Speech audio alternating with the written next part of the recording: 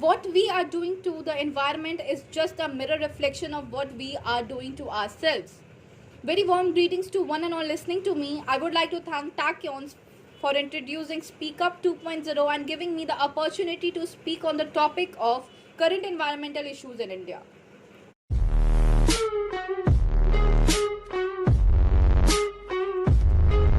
It is horrifying that we need to fight with our own government in order to save the environment.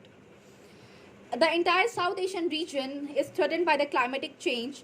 The changes in the weather conditions have led to the creation of hotspots all across the region. And India is at the core of this trend. It ranks 14th in the last United Nations Global Climatic Index risk. As per the WHO report, the air quality of India has decreased. The US Environmental Protection Agency has stated that the smoke level in the capital were at least 5 times more than the accepted threshold. The concern of air pollution and the air quality in northern India has been a major reason for a long period of time. It is due to the industrial progress, construction dust, and ozone, and many more. But the main focus we need to give up on the headlines like Delhi air pollution. Why the city will be covered for few more days with the dust. Uttarakhand disaster. In fact, it was a rude wake-up call for all of us. Some have cited that the economic development and the increasing Indian population is the reason why we are facing so much of environmental issues. But it can't be the only factor, right? We need to understand the depth of it.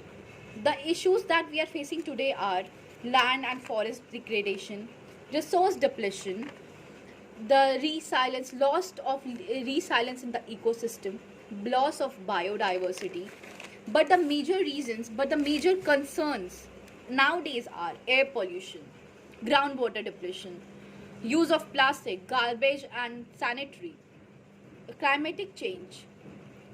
Air pollution is one of the most scourges to have affected India. In fact, due to air pollution, the average life expectancy of the country has gone down. Excessive exploitation of the underground water for irrigation of cash crops like sugarcane has led to the decrement in 6 percentage point of the underground water.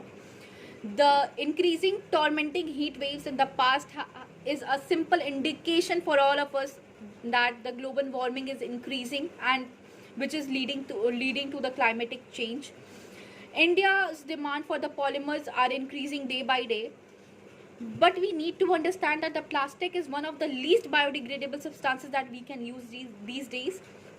In fact, if we take an example, a simple plastic bottle takes 500 years to decompose naturally. So is it necessary or right to use plastic on such a large scale? It is often taken that we just make laws, introduce acts, policies, but we forget to implement them. Same was the case over here. Indian government passed many laws, policies and acts, but the question here lies is, were they fruitful? Some of the laws passed by the Indian government are the Act of Pollution and Control of 1974, the Forest Conservation Act of 1980, the Act of 1981, which was mainly for the air. The Air Act was mainly influenced by the decisions taken at the Stockholm Conference. And also again the question over here which lies is, were taking these and introducing these policies fruitful? Did they work?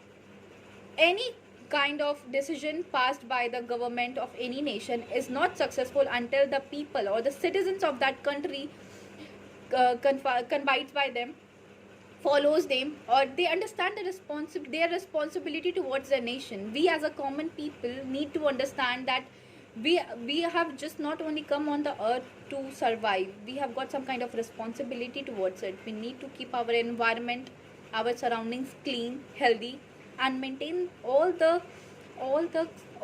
take all the steps that we need to require in order to maintain a healthy environment. It is well said by the respected Mahatma Gandhi that Earth has got enough to satisfy a human need, but not to satisfy a human greed. It is the time to wake up, to take action before the alarm of the planet goes off. So I request each and every citizen of our country to to take actions, to be active, to be take part in all